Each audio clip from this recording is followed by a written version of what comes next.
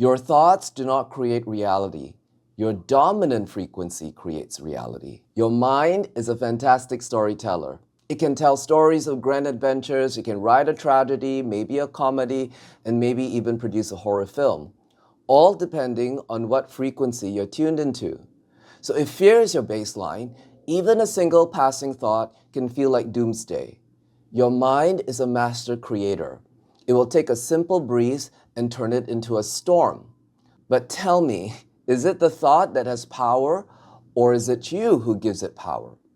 Most people assume thoughts equal instant manifestation. They don't. They also think one bad thought can attract disaster. It won't.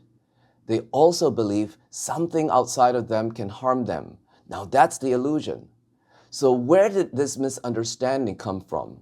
Somewhere along the way, people started believing that their thoughts are like magic spells. One wrong thought and disaster. But if this were true, we would already have destroyed the world 1,000 times over. You see, thoughts are not the problem. Your fear of them is. The more you believe a thought can harm you, the more you grip onto it, then the more power you give it. And this is where the real illusion begins. You do not create reality with your thoughts. You create reality with your dominant frequency. So what you vibrate consistently shapes how you interpret reality and therefore your experience. Life is a reflection of this inner energy. So let's dismantle this fear one layer at a time. Many people confuse responsibility with self-blame and fault.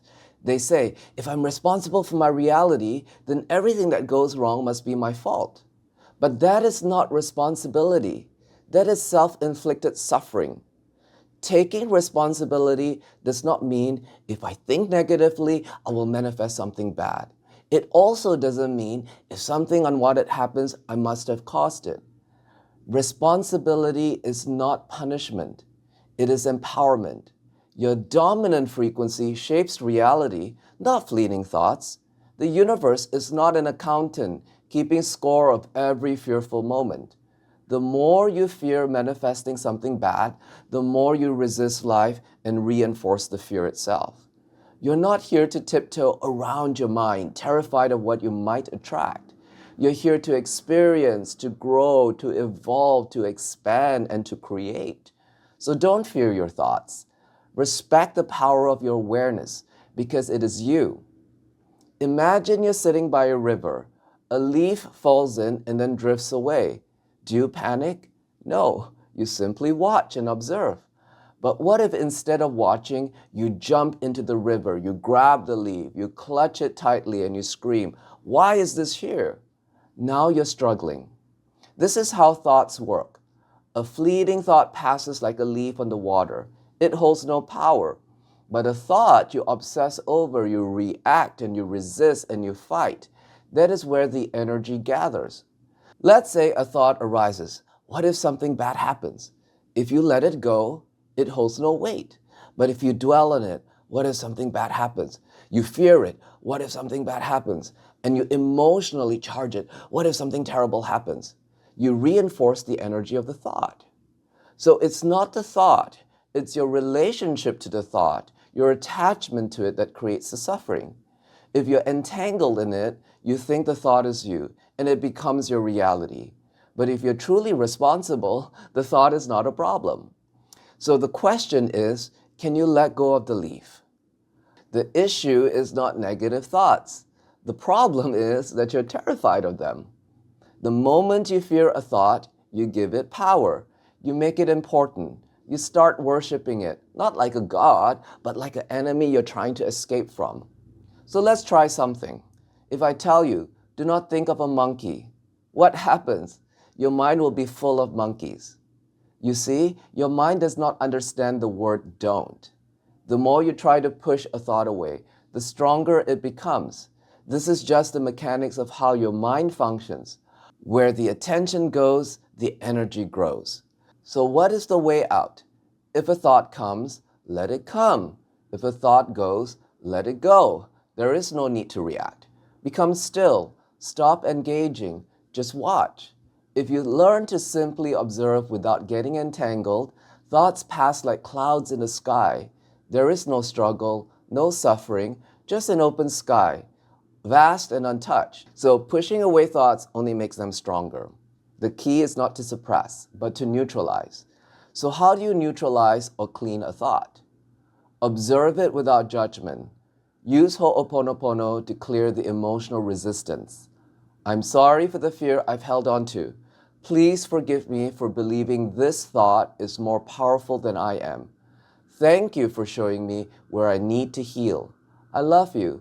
I choose peace instead. Remember, you don't have to fix anything because nothing is out of place. You're merely cleaning so that you can see clearly, so that you can clear the blocks to the awareness of abundance and love and flow. So let the thoughts come and go like passing clouds. You are the sky, unchanging, untouched. Now let's get to the deeper truth.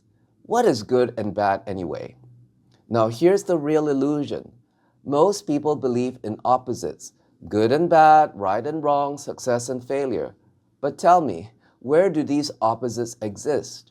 They are manufactured in your mind. So if you believe something is bad, you will be threatened by it.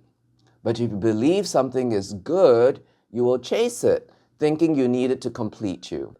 But what if none of this is true? What if everything is just energy? It's neutral, it's fluid, it's powerful, it's dynamic, and it's waiting to be shaped by your awareness. So if there is nothing outside of you adding or taking away from you, then manifestation is not about avoiding bad, but about aligning with what you wish to experience. This is where true freedom begins. You are the creator, not the victim. So are you responsible for manifesting something bad? No, you are responsible for your energy and for how you experience life. You're not being punished for your thoughts. You're not at the mercy of your thinking. You're not a fragile being who must avoid every bad vibration. You are awareness itself, consciousness choosing what it aligns with. So the real question is not, am I responsible for bad manifestations? The question is, am I willing to clean and release the fear that keeps me stuck in suffering? Because once you do that, you stop manifesting from fear and you start creating from abundance. So affirm this with me and place it in the comments.